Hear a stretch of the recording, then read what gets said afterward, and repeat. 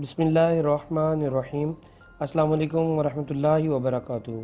मैं हूं हकीम उमर अत्तारी, आपकी खिदमत में हाजिर हूं आज एक बेहतरीन नुस्खे के साथ। आज के प्रोग्राम में इंशाल्लाह हम हाई यूरिक एसिड पर गुफ्तगू करेंगे कि ये जिस्म के अंदर कैसे पैदा होता है, इसकी अलामात क्या हैं, इसके असबाब क्या हैं और इसका इलाज कैसे किया जा सकता है। यूरिक एसिड ऐसा तेजाब है जो जिस्म के अंदर प्रोटीन के हजम होने के बाद पैदा होता है। आमतौर पर ये जिगर में पैदा होता है, उसके बाद ये गुर्दों में चला जाता है और गुर्दे जिस्म से फिल्टर करके इसको बाहर निकाल देते हैं। जब हम गोश्त या किसी और जरिए से प्रोटीन की मिकदार ज्यादा लेते हैं तो जिगर में प्रोटीन की प्रोडक्शन बढ़ जाती है और गुर्दे अगर किसी वजह से इसको मुकम्मल फिल्टर करने में कामयाब नहीं होते तो ये जिस्म के अंदर मुख्तलिफ बीमारियों को पैदा करने का बायस बनता है। वजन का ज्यादा होना, नींद की कमी, एंजाइटी, शराबनोशी, हाई कोलेस्ट्रॉल, गुर्दों की मुख्तलिफ इन्फेक्शंस भी जिस्म के अंदर हाई यूरिक एसिड को पैदा करने का बायस बनती हैं। यूरिक एसिड की ज्यादती गुर्दों के मुख्तलिफ अमराज जिस्म में पैदा करती है। शुगर को भी जिस्म के अंदर पैदा करने का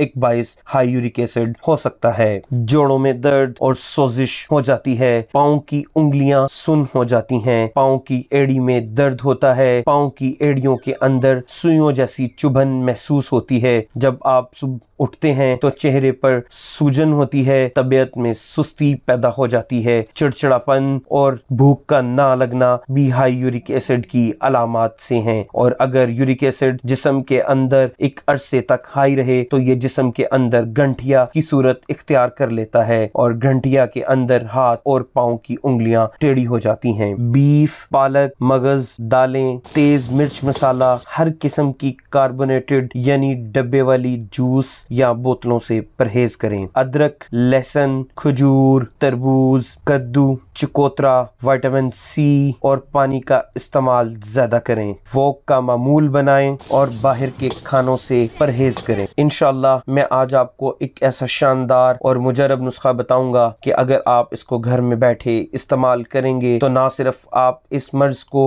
जिस्म के अंदर खत्म कर लेंगे बल्कि इसकी वजह से जिस्म में पैदा हुई तमाम बीमारियों को भी इंशाअल्लाह शिकस्त दे लेंगे। नुस्खा के अज्जा नोट कर लें। सौंठ 25 ग्राम, सुरिंजान शीरी 25 ग्राम, सना मक्की 25 ग्राम, असगंध नागोरी 25 ग्राम, चोब चीनी 25 ग्राम। इन पांचों अज्जा को अच्छे तरीके से सफूफ करें। आधा चम्मच चाय वाला सुबह और शाम खाने के आधा घंटा बाद पानी के एक गिलास के साथ इस्तेमाल करें। मेरी बताई हुई हिदायत पर अमल करें, इंशाअल्लाह तमाम दर्दें और मसाइल सिर्फ 10 दिन के अंदर खत्म। अल्लाह ताला आपका हामी नासिर हो। नुस्खा को इस्तेमाल करने के बाद फीडबैक जरूर दीजिएगा। मिलते हैं अगली वीडियो में, तब तक के लिए अस्सलामु अलैकुम वरहमतुल्लाह।